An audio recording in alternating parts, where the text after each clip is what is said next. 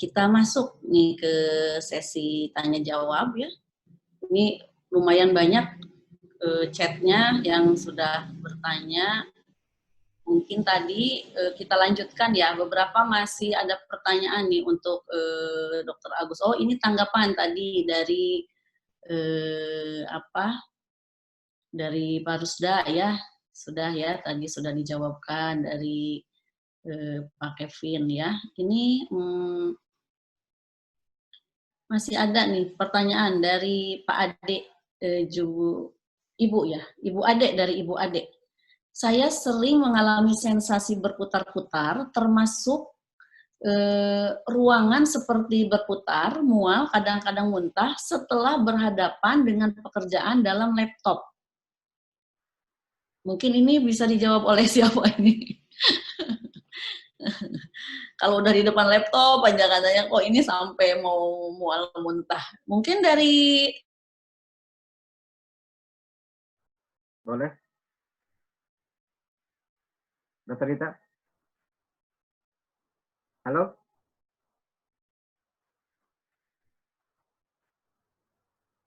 Boleh saya jawab? Bisa terdengar, Dok.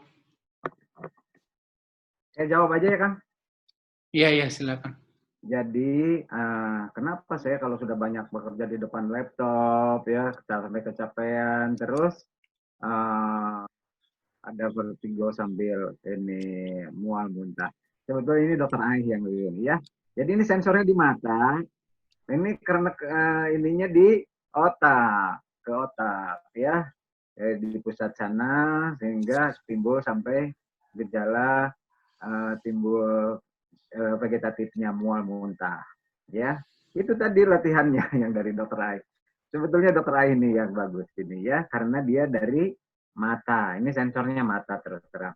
Dokter Ai sudah bisa. Dokter Ai silakan di-unmute, coba dijawab dokter Ai. Ya. Baik, terima kasih untuk pertanyaannya. Bagus sekali. Jadi ada beberapa jenis vertigo memang. Selain vertigo yang disebabkan oleh karena kelainan organ telinga, kelainan otak, ada lagi dari mata yang kita sebut dengan visual vertigo.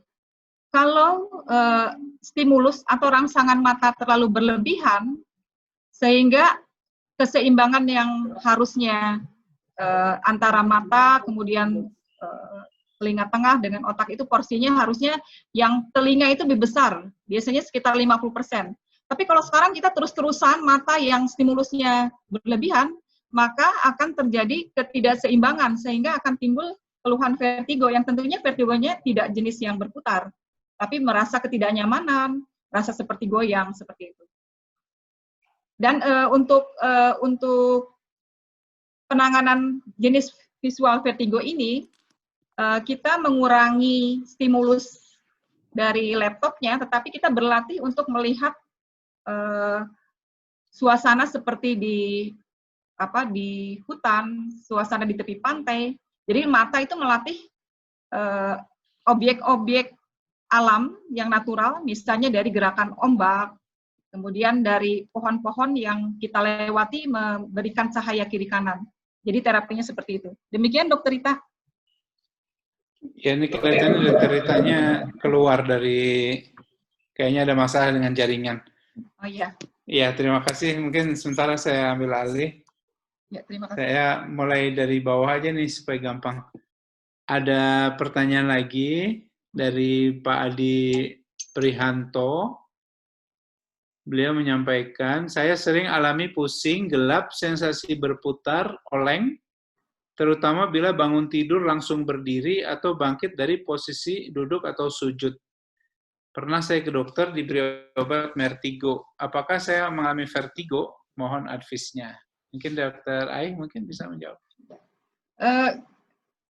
Terima kasih Dokter Rizal. Jadi saya ingin memberikan penjelasan bahwa vertigo yang dipengaruhi oleh posisi itu lebih banyak disebabkan oleh karena kelainan telinga tengah. Sehingga mungkin Dokter Agus bisa menjawab lebih tepat ya, karena ini untuk perubahan posisi. Silakan Dokter Agus. Baik, baiklah ya. Jadi Pak Adi begini, pada saat berubah posisi dari berbaring ke bangkit, ya, ke berdiri, dari jongkok berdiri, maka suplai darah ke organ pendengaran, ke organ keseimbangan itu harusnya ya kalau normal bisa cepat tersuplai. Mungkin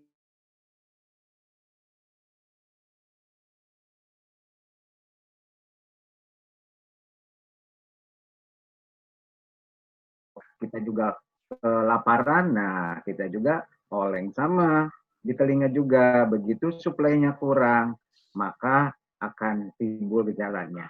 Salah satunya kalau gangguan keseimbangan tentunya rasa berputar. Kalau gelap tentunya karena suplai ke mata, ke mata. Jadi memang penting sekali, ini mudah dengan latihannya bagaimana. Vertigo hanya obat itu sebenarnya itu vasodilator, betul, menambah suplai. Tapi jangan obat-obatan terus, bisa dengan latihan. Agar jantungnya, pompanya terlatih, ya, sehingga suplainya mencukupi. Jadi nanti mau jongkok, mau berdiri kapan saja, mau bangun tidur kapan saja, bisa. Bukan hanya vertigo, mungkin nanti bisa yang selain kepala gelap bisa menyebabkan, bisa yang lebih berat, ini bisa dilatih. Pelan-pelan, bertahap, jangan dipaksakan. Demikian Pak Adi ya, betul itu karena kekurangan suplai, vertigo sudah betul itu, tetapi harus dilatih, jangan sampai berobat terus. Demikian Pak Adi, silakan. Terima kasih. Teh Rita udah bisa masuk lagi ya? Iya, bisa masuk. Enggak, silakan. Ini ada pertanyaan lagi mungkin ya. Oh ya, ini Pak Adi katanya, saya didiagnosa DVT dan hipertensi medium, diberi pengencer darah dan obat hipertensi. Tadi katanya Dr. Agus mungkin tadi dari jawaban yang tadi beliau menambahkan kembali. Jadi didiagnosa DVT dan hipertensi. Mungkin bisa ditambahkan nih obatnya katanya. Ya, sudah betul. Kalau begitu ditambah pengencer ya, karena suplainya kurang karena kekentalan darah. Ya, karena kekentalan darah. Sudah betul itu. Apalagi di ventrombosis kan ada itunya, ada latihannya ya. Mungkin kalau beliaunya bepergian lama, apalagi kalau orang-orang tua, kalau jamaah itu dulu, kalau jamaah haji itu dokternya harus melatih supaya ini ada latihannya sebetulnya untuk di ventrombosis, bisa di-download di Mbah Google. Ya, demikian Pak Adi, bisa dilihat itu ada latihannya bagaimana, tidak boleh diam lama-lama, tidak boleh apa, supaya pembuluh darahnya dengan otot-ototnya bekerja sinergi sehingga tidak terjadi itu di PT-nya. Ya, demikian Pak Adi. Ya, mungkin saya bantu Teh Rita sedikit karena hilang itunya. Iya, mangga. Saya bagian membacakan pertanyaan. Nanti yang menentukan siapa yang menjawab, Teh Rita. Ya.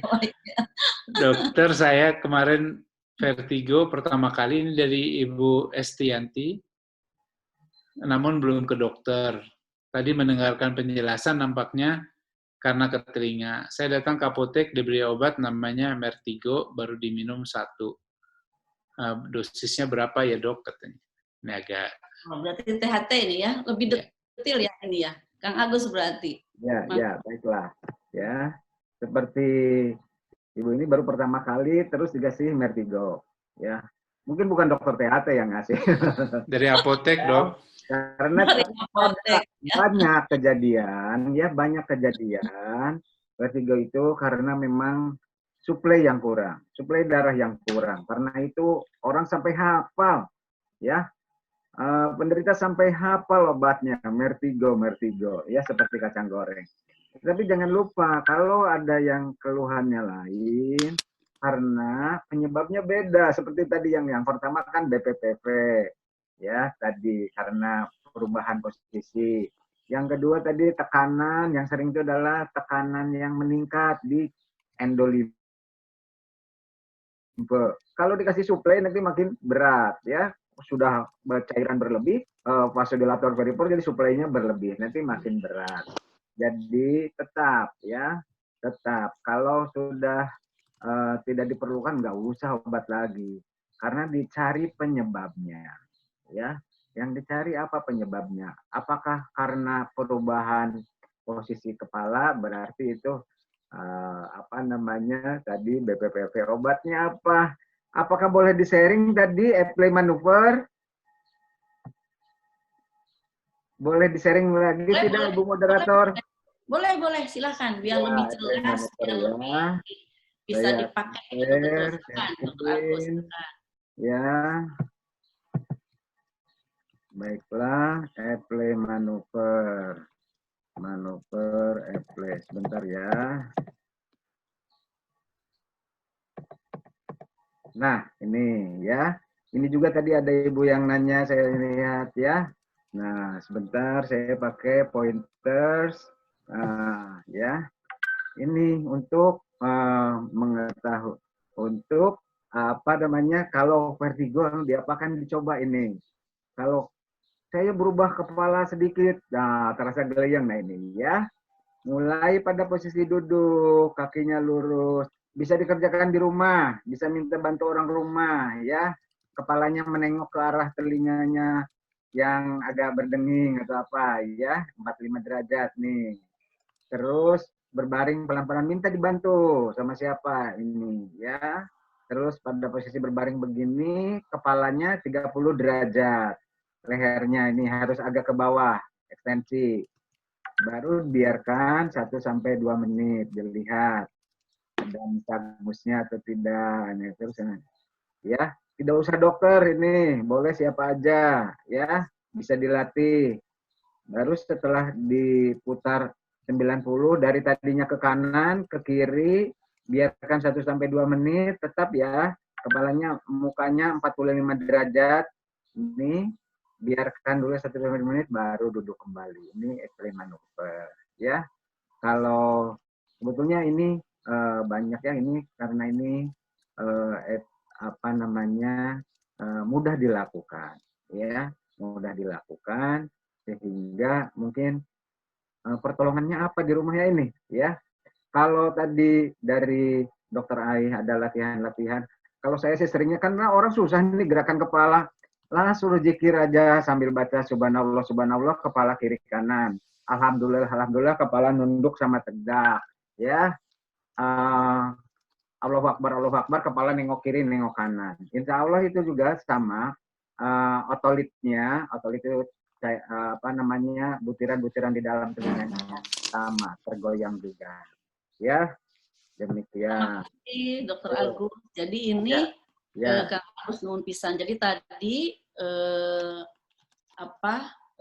gerakan-gerakan tadi bisa membantu ya, mungkin ini kan dipraktekkan ya, akan lebih baik ya. Ini masih ada pertanyaan, ini ternyata banyak ya pertanyaannya.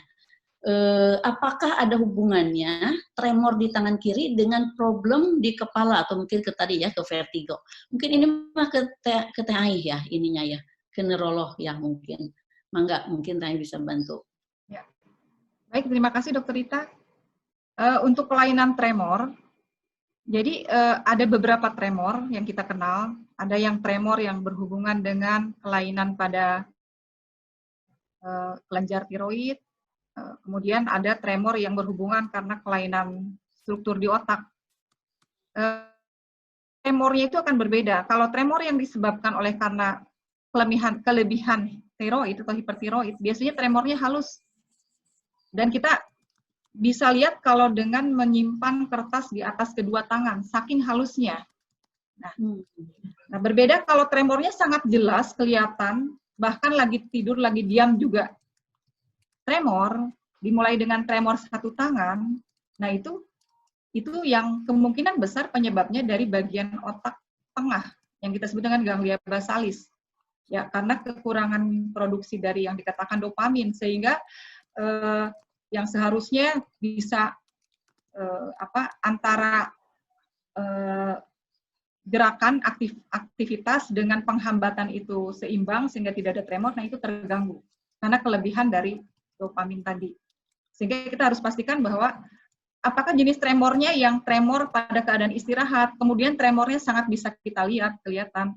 Nah, itu kemungkinan berasal dari otak. Demikian, Dr. Rita. Iya. Terima kasih. Mudah-mudahan ini bisa menjawab ya tadi pertanyaannya. Ini ada lagi pertanyaannya. Kemarin saya vertigo pertama kali, namun belum ke dokter. Tadi mendengarkan penjelasan tampaknya karena telinga. kemarin sudah ke apotek. Oh ya, tadi sudah ya. Kemudian ini dari Pak Adi Nugraha. Apakah ada hubungannya tadi oh ini nih, maksudnya mohon maaf. Dari teknik aja, aduh mohon maaf ini. Ibu saya vertigo, umur 66 tahun, suka panas kepala dan kaki, dan beberapa kali sulit tidur di malam hari. Apakah itu efek dari vertigo? Ya, mungkin ini ya. Tadi ini ada vertigo, ada panas badan, ada nggak bisa tidur. Mungkin ini Teh Ai mungkin yang jawab, enggak? Ya, terima kasih. Kalau dari penjelasannya ada panas di kaki, ada panas di kepala. Mungkin perlu data tambahan ya, apakah Ibu juga menderita diabetes misalnya, sehingga di ujung-ujung itu ada sepertinya perasaan yang berlebihan.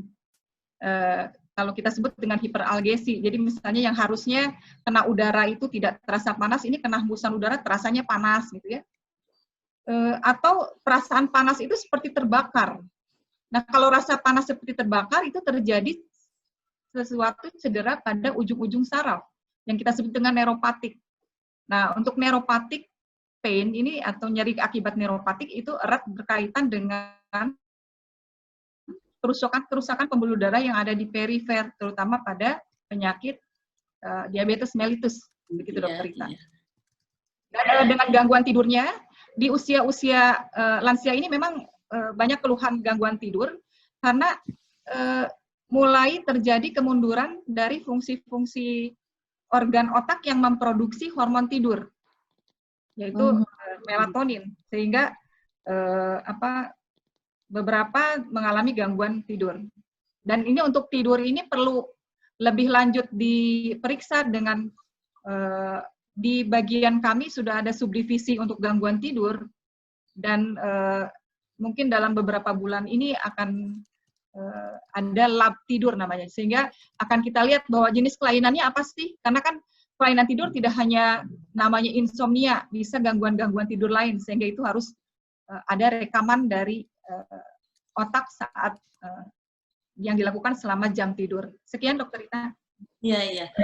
Ini perlu pemeriksaan lebih lanjut ya, karena tadi informasi yang diperolehnya kan sangat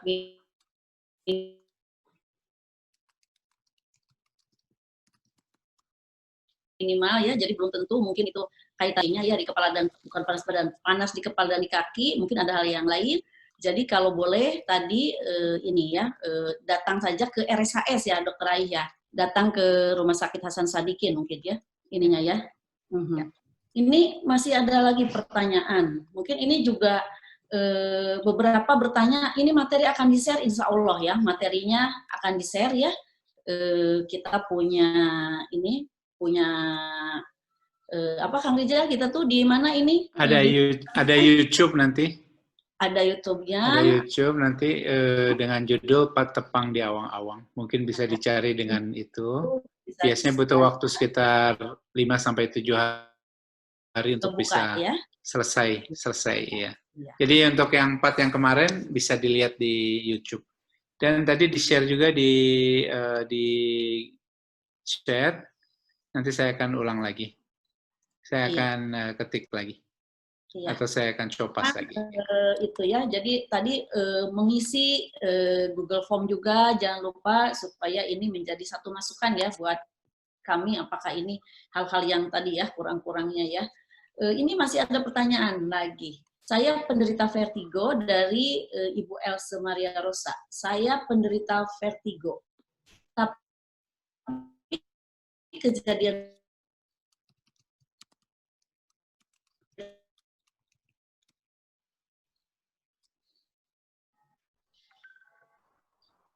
jaringannya sepertinya kan? Vertigo muncul sense berputar dari tingkat rendah sampai nggak bisa buka mata. Itu beli obat Merislon. Nah, sebelum ke rumah sakit, apalagi COVID ya. Jadi ini mungkin Dokter Ai silakan minum obat Merislon ya ini katanya. Mangga. Ya, terima kasih Dokter Rita. Tadi sempat terputus-putus di awal, tapi saya menangkap yang di belakangnya bahwa ada keluhan vertigo, kemudian dia coba minum Merislon ya sebelum pergi ya. Ya, betul, Ya, betul. ya. Jadi kalau tadi Dokter Agus sudah menyampaikan, kita pastikan dulu sebenarnya penyebab pusing berputarnya apa. Kalau ternyata jenis yang Meniere disease malah mungkin akan bahaya, karena di situ ada penumpukan cairan, Dokter Rita.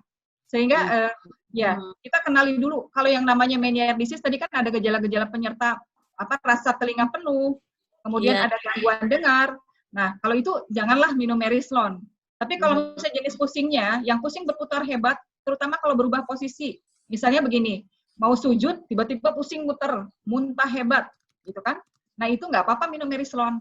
Ya. Sehingga penting sekali mengenali sebab dari vertigonya dulu ya. Gitu, nah, itu ya. Jadi mungkin lebih baik konsultasi ke dokter supaya jadi jangan makan obat nanya ke apotek gitu ya.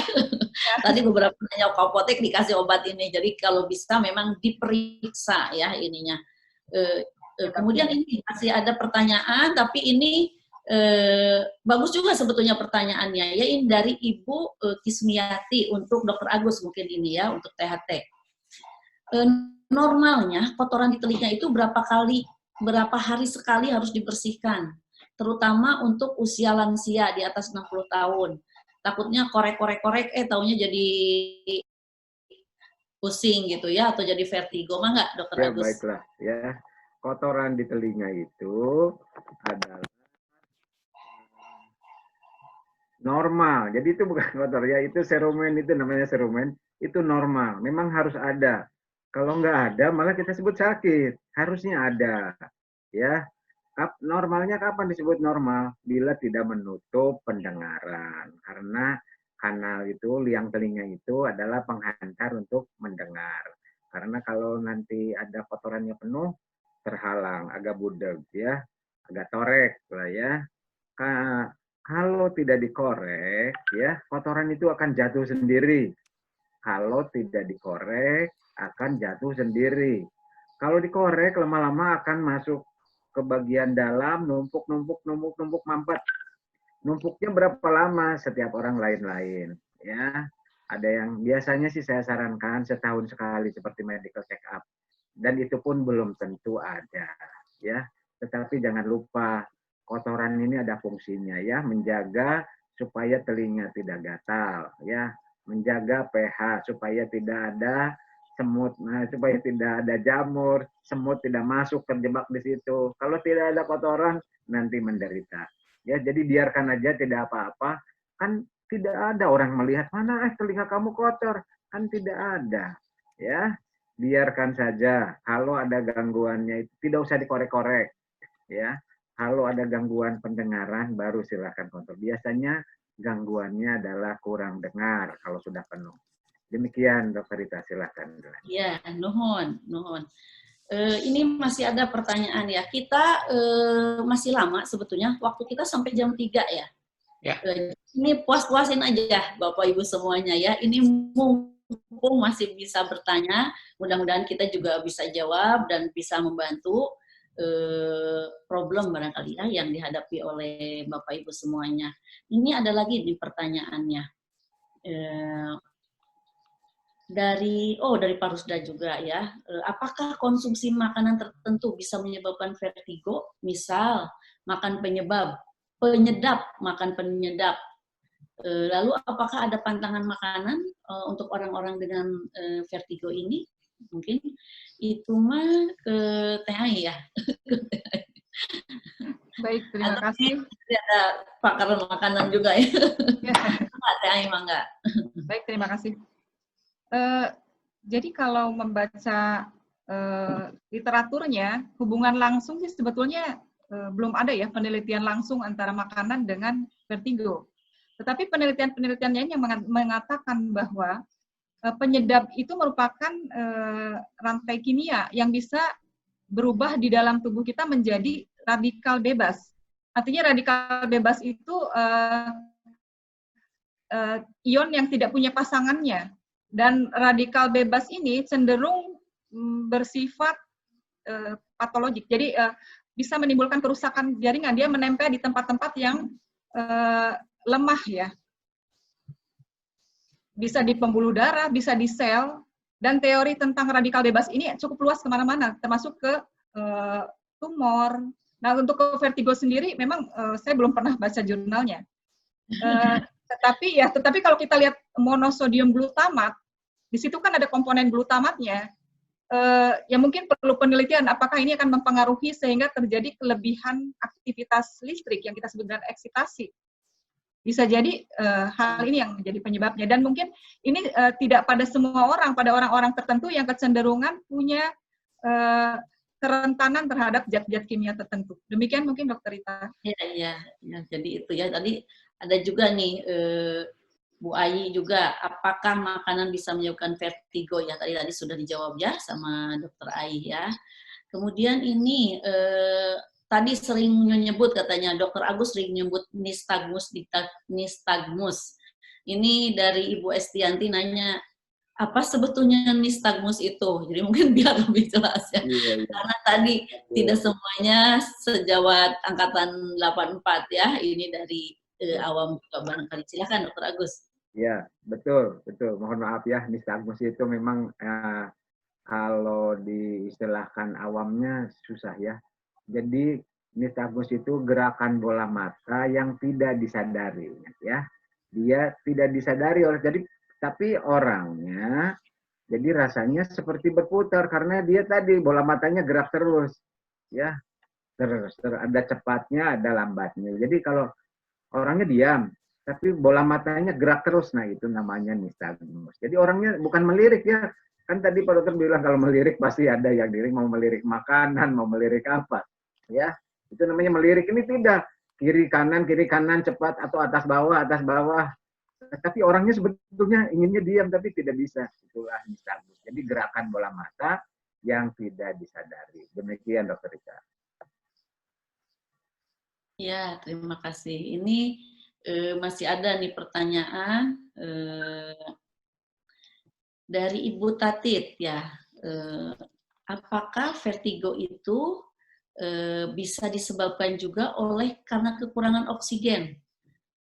Misalnya apa ya kekurangan oksigen? Oh mungkin ini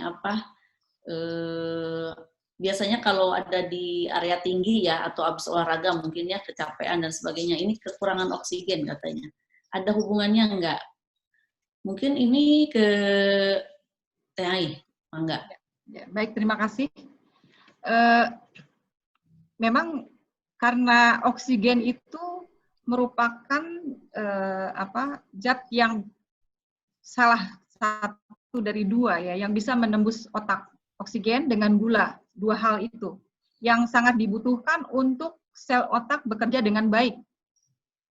Pada kondisi-kondisi di mana oksigen menurun, itu tentunya akan mempengaruhi jalannya sinyal listrik yang tadi dikatakan.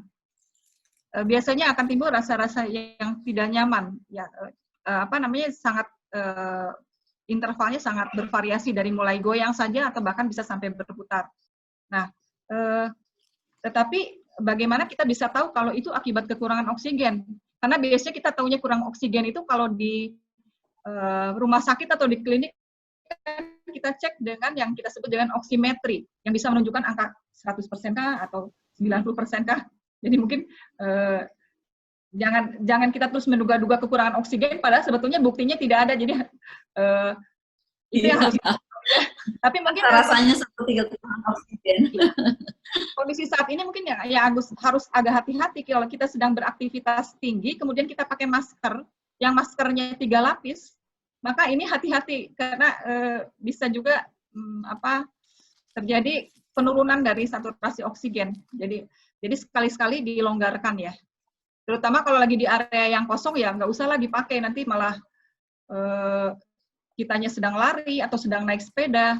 Yang terjadi yang seperti Ibu sampaikan tadi, kekurangan oksigen. Demikian Dr. Rita. Iya.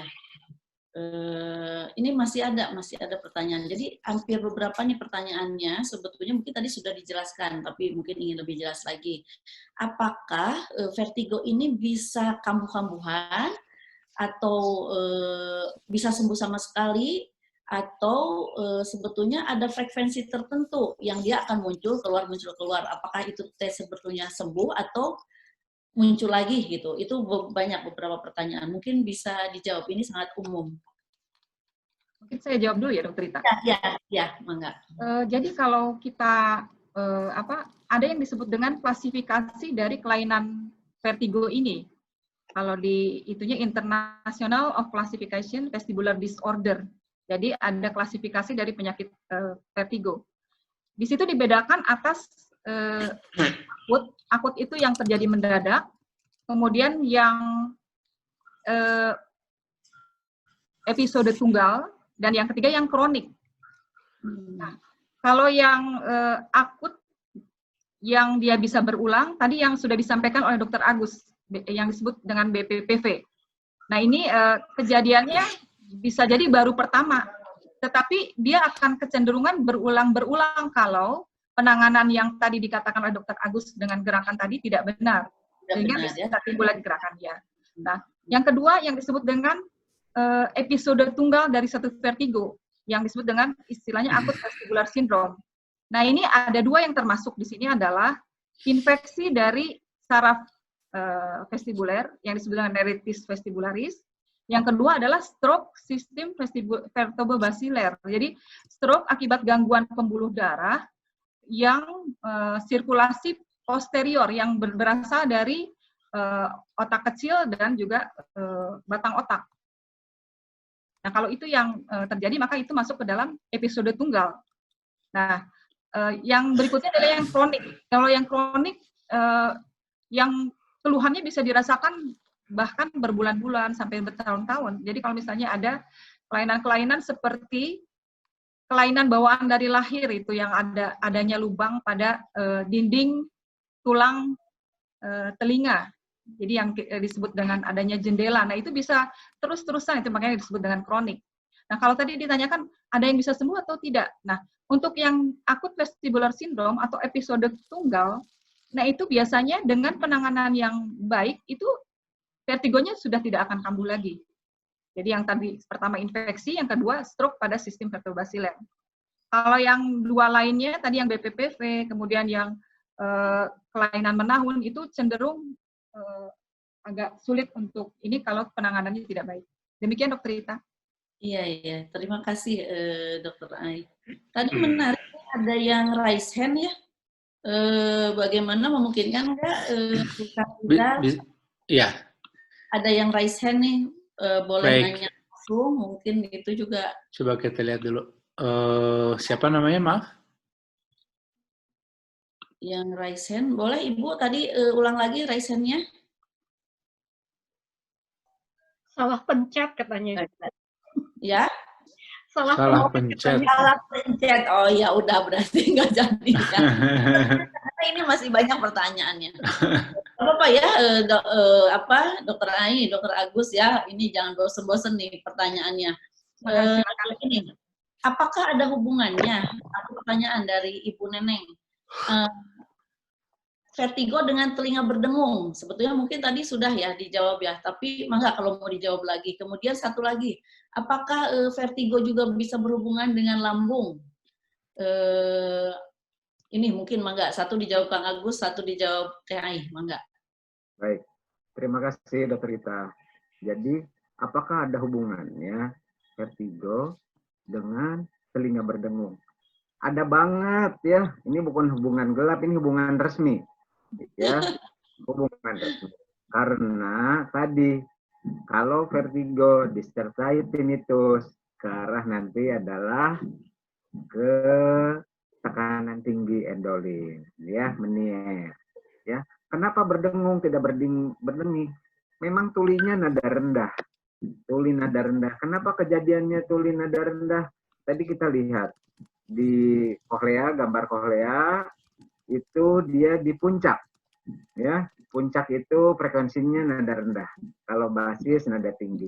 Jadi dia nada rendah tulinya, nanti khas.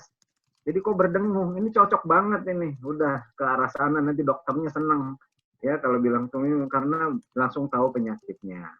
Demikian, jadi betul ada hubungan. Gejala utama bahkan ya mungkin ini dan ya. Dan resmi memang hubungannya betul. Utama. Ya. Silakan Bu Neneng, kalau boleh ini bisa langsung berobat aja ya Dokter Agus ya, betul, ke Dokter TT ya ini mah. Nah tadi ini vertigo dengan lambung, mungkin Teh Ai atau Kang Agus, mangga. Baik, terima kasih Dokter Rita.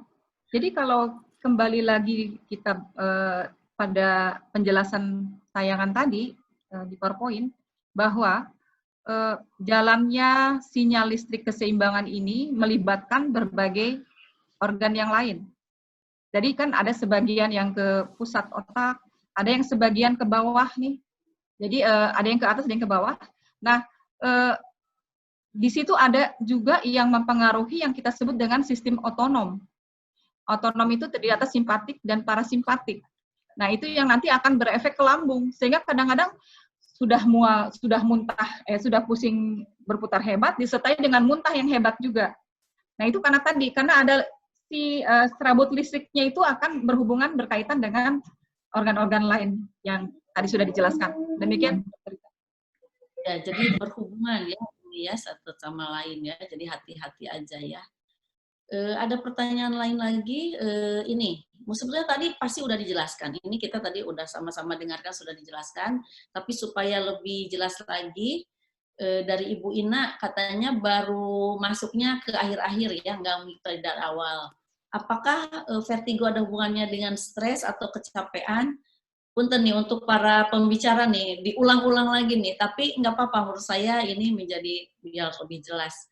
Tadi dua-duanya, dua pembicara, dua-duanya menyebut tentang ini, tentang stres dan kecapean ini, mangga. Mungkin Teh Ai, mangga. Ya, terima kasih. Stres ini sebenarnya akan mempengaruhi beberapa organ di dalam tubuh. Jantung berdebar-debar, pembuluh darah bisa jadi menyempit, gitu kan. Kemudian produksi hormon yang diproduksi juga hormon-hormon yang cenderung menyebabkan kerusakan. Makanya kenapa dari stres ini banyak penyakit yang bisa ditimbulkan. Nah, kalau kaitannya dengan vertigo, jadi kita mungkin harus hati-hati apakah stresnya itu menyebabkan kadar salah satu hormon yang selalu tinggi ya, misalnya kortisol salah satunya. Yang banyak itu dibahas kortisol. Sehingga ini akan berpengaruh pada siklus-siklus lain termasuk siklus tidur. Jadi semakin seperti lingkaran berputar yang tidak berujung. Dari stres, kemudian sulit tidur, gitu kan, sehingga akan memicu kerusakan yang berlanjut. Demikian mungkin Dr. Rita. Iya. Jadi memang nggak boleh stres ya, harus bahagia ya, harus bersyukur. Mungkin itu, jangan sampai stres ya. Ini masih ada pertanyaannya, kita masih punya waktu kurang lebih 7 menitan ya. Tadi udah ada nanya lagi ya, ini tentang lambung tadi sudah dijawab ya. Ini menarik sebenarnya mungkin pertanyaannya. Saya vertigo jika tidur menghadap ke kanan, sehingga saya tidur lebih suka menghadap ke kiri. Bagaimana cara mengatasinya? Ada hubungannya nggak ini tidur menghadap ke kanan, menghadap ke kiri ya? Padahal hadisnya menghadap ke kanan ya kalau tidurnya ya sebaiknya gitu. Mangga, barangkali ini dari neurolog ya, mungkin Teh Ai, mangga, Dokter Ai. Terima kasih Dokter Rita.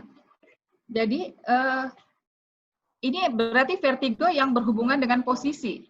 Kalau dia ke kiri baik, kalau ke kanan dia muncul. Artinya apa? Ada sesuatu problem, masalah di telinga tengah. Karena tadi kan gerakan itu ada gerakan berputar, ada gerakan lurus, linear. Nah, untuk gerakan yang ke kanan tadi itu kita sebut dengan yang horizontal, yang datar.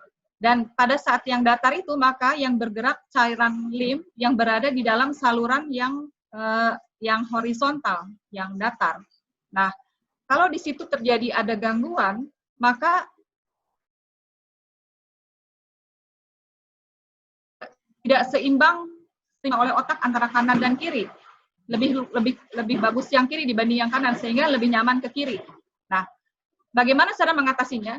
Khususnya untuk kelainan vertigo ini, malah yang harus dilakukan adalah lakukanlah gerakan di mana menimbulkan vertigo. Karena itu untuk terjadi yang disebut dengan adaptasi, kompensasi. Nah, nanti dalam terapinya tadi yang gerakan-gerakan kepala yang sudah dicontohkan oleh Dr. Agus, salah satunya Evli manuver. Nah, kalau pada Evli kan untuk kalau terjadi gangguannya pada kanalis, pada saluran posterior. Nah, kalau yang lateral, horizontal itu yang ada yang kita sebut dengan Lampert roll. Jadi namanya Lampert roll manuver untuk mengembalikan itu. Demikian Dr. Rita, mudah-mudahan jelas. Iya, alhamdulillah ya. Jadi ini mungkin tadi ya pertanyaannya, mudah-mudahan bisa tidur menghadap ke kanan ya, baringnya ke kanan mungkin ini ya, sesuai dengan hadisnya. Ini masih ada pertanyaan. Mungkin ini ke THT ini dari Ibu Kismiati. Dokter Agus, terus terang saya sering korek-korek telinga dan ada saja kotoran yang nempel di cotton bud. Jadi dihentikan saja jika tidak ada keluhan pendengaran. Jadi sampai saat ini alhamdulillah tidak pernah vertigo. Makanya tadi mungkin, makanya katanya ikut ini. Nah ini korek-korek telinga nih gimana nih bahayanya atau bagaimana? Ya. Silakan. Ya, Dokter Rita, terima kasih. Memang Bu terus terang sebaiknya dihentikan ya. Karena ada fungsinya, kotoran telinga itu ada fungsinya, ya. Nanti nangis Ibu kalau tidak ada kotoran, karena belum ada orang menjual kotoran telinga. Sudah mulai sekarang karena sudah tahu dihentikan saja. Selain itu kadang-kadang sensitif telinga itu. Misalnya sedang korek-korek terus batuk-batuk, nah itu tandanya telinganya sensitif. Sebentar lagi setelah batuk-batuk kalau dikorek-korek nanti pingsan. Vagal refleks adanya, ada saraf yang tersentuh di belakang telinga itu ya. Ingat ya, mulai kalau saya korek-korek kok batuk-batuk, jangan, udah sebentar lagi nanti pingsan. Jadi stop aja korek-korek. Ya, demikian Dokter Rita. Manfaatnya ya ternyata ya itu serumen itu ya tetap ya Dokter Agus ya. Jangan dikorek-korek. Baiklah, ini ada pertanyaan lagi. Mungkin ini bisa menjadi pertanyaan beberapa orang mungkin ya. Tentang bekam katanya. Jadi ini pertanyaannya, kalau misalnya sudah kena nih vertigo katanya, ini pergi ke bekam. Mungkin ini mah siapa nih yang jawab ya? Dokter Agus, oke, ini mah dua-duanya aja. Ini apa hubungannya nih antara vertigo? Udah dibekam aja katanya, mah enggak. Mungkin TAI, mungkin? Atau saya mungkin ini ya, saya ingin menyampaikan karena beberapa ada yang juga lebih suka dengan bekam. Sebetulnya bekam itu pada intinya dia menaruh alat ya di permukaan kulit sehingga menarik aliran darah ke perifer. Jadi makanya sampai merah-merah, sampai di dalam gelasnya itu merah-merah ya. Jadi dia meninggikan aliran darah di perifer. Biasa? Ya, halo. Iya, lanjutkan. Ya. Lanjutkan. Nah, kalau untuk nyeri ini bisa dijelaskan karena terjadi penutupan jalannya listrik yang disebut dengan penutupan gerbang nyeri ya. Tapi kalau untuk vertigo sendiri saya belum baca. Biasanya kalau untuk keluhan-keluhan nyeri ya. Mungkin dari saya sekian yang saya ketahui. Silakan Dokter Agus, barangkali bisa nambahkan. Ya. Jadi itu sama dengan placebo ya. Nah, jadi orang itu kalau sudah pasrah apapun, obatnya apapun bisa. Air putih juga bisa menyembuhkan. Memang bukan yang menyembuhkan, bukan dokter, kan Allah ya yang menyembuhkan. Jadi silakan saja, tapi tidak ada hubungannya. Tapi kalau orang lain merasa senang dibekam, silakan saja. Nanti kesenangannya itu akan menghilangkan keluhannya. Demikian Dokter Rita. Iya, mungkin tadi ya kan ada stres misalnya ya, dengan stres dengan dibekam, stresnya merasa lebih aman, lebih nyaman, jadi tadi placebo ya. Jadi ini mah boleh-boleh saja, mangga, tapi itu sebetulnya tidak berkaitan ya dengan penanganan terhadap vertigonya. Ini sebetulnya masih banyak pertanyaannya, tapi karena kita dibatasi waktu, ini sudah jam 3 ya. 5 menit lagi ya? Masih 5 menit lagi ya? Ya, masih 5 menit. 5 menit, boleh. Ini ada pertanyaan nih, mungkin ini. Dari Ribka, ya. Dok, Itu dokter mau tanya ya. ini ya. Ini mungkin ke dokter Ai mungkin ya. Hormon kortisol itu hormon untuk apa? Jadi apakah ada kaitannya atau tidak? Mungkin itu ke dokter Ai. Satu lagi terakhir ke dokter Agus ya, mungkin ya. Ini sudah 5 tahun tinnitus. Nah, ini apa ya? Kalau tembokan spesial dan labibal. Ya. Itu nama obat. Nama obat ya ini.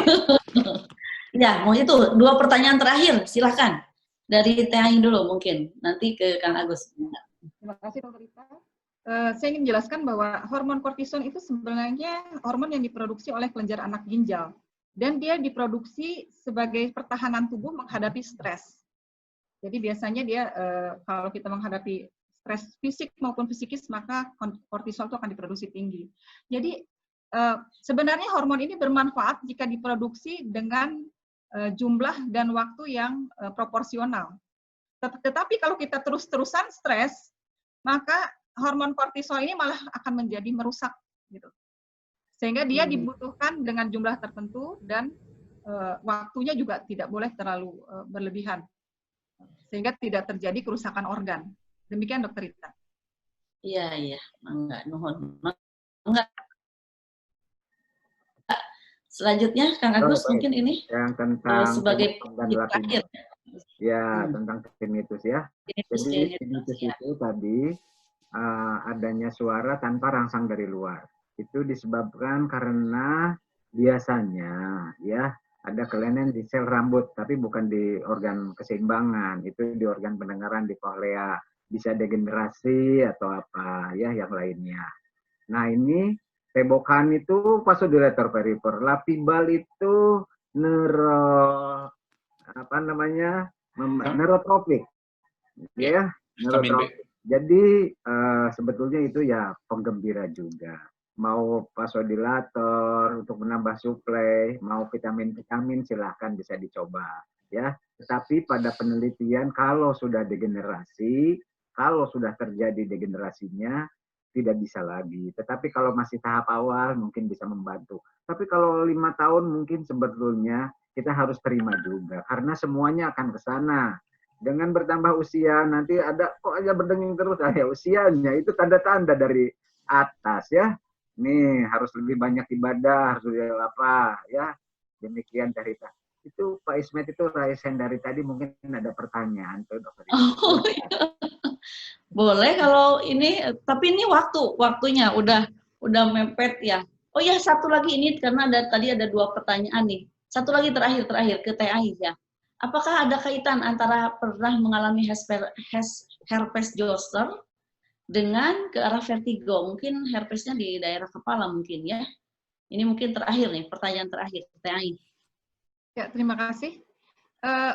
Jadi kalau herpes zoster mengenai sarafnya yang berkaitan dengan jalannya sistem yang tadi, yang keseimbangan, tentunya akan ada timbul-timbulan. Yang mungkin sering itu yang kita kenal dengan herpes zoster oticus justru, yang pada daerah telinga. Sehingga di situ terjadi peradangan dari saraf perifernya, sehingga timbul gejala yang lebih ke arah perifer, Dokter Rita. Tapi kalau yang ke ini jarang ya. Kalau misalnya adanya di dahi misalnya itu jarang menyebabkan. Jarang ya justru ya. Apalagi kalau di bagian tubuh yang lainnya itu mah nggak ada hubungan. Ya, baiklah. Mungkin ini alhamdulillah kita sudah 2 jam ya berdiskusi membahas tentang vertigo ini. Ini terima kasih banyak tadi Kang Agus, Kolonel Laut Mas Agus Sugiharto, dokter spesialis THT KL.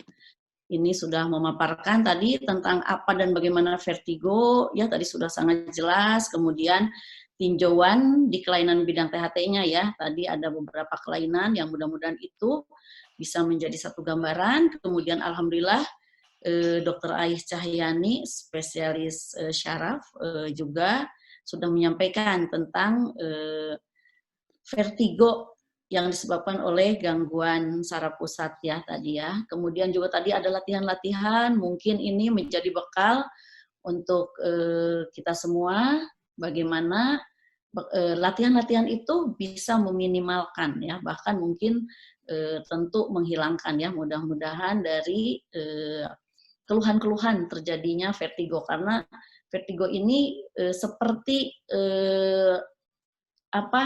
bukan sesuatu yang orang bisa harus lihat gitu, tapi sangat dirasakan oleh penderitanya ya.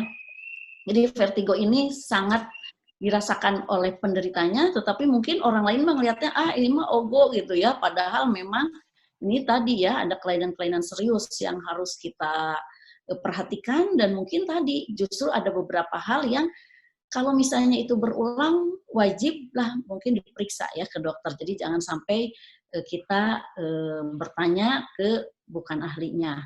Nah kemudian juga barangkali ini dalam kondisi COVID, mudah-mudahan alhamdulillah ya sekarang beberapa rumah sakit sudah siap sebetulnya menerima kembali pasien-pasien.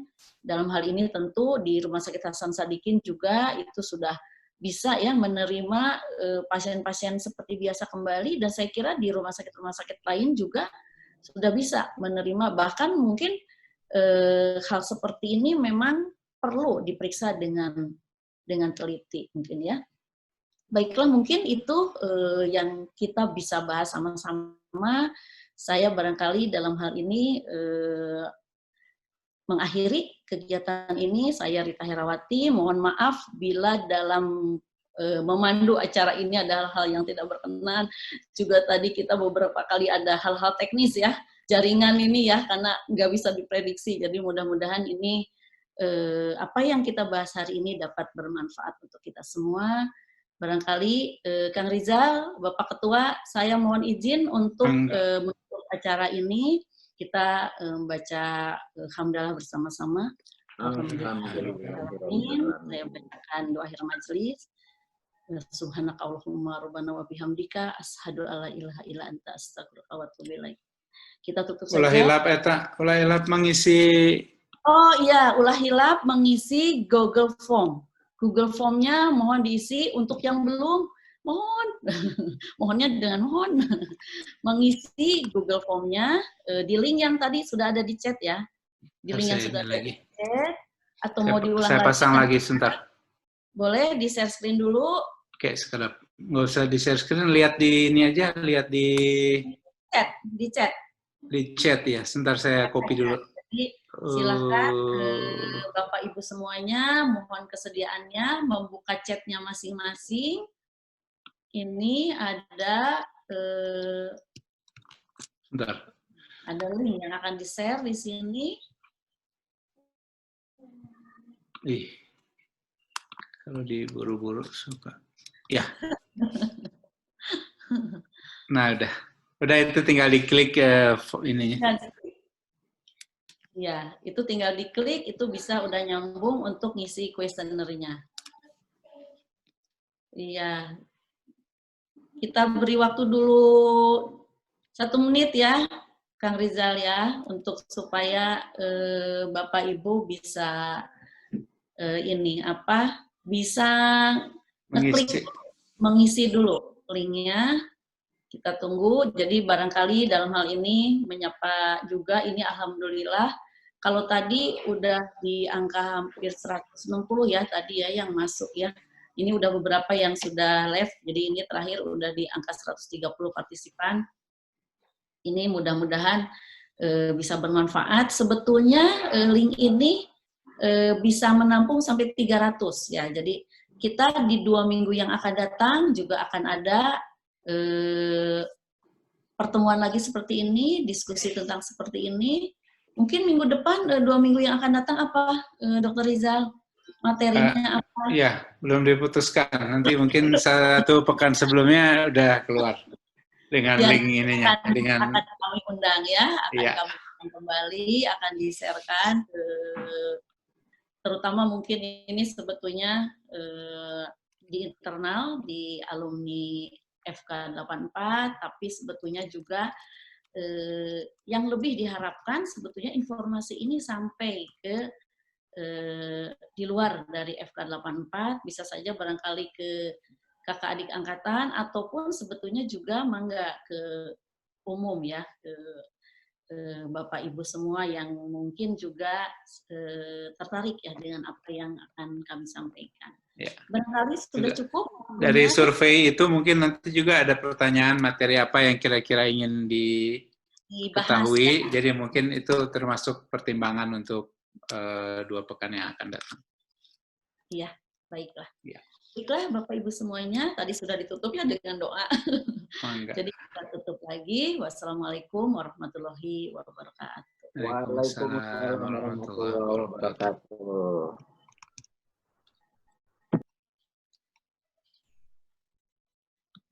Oke.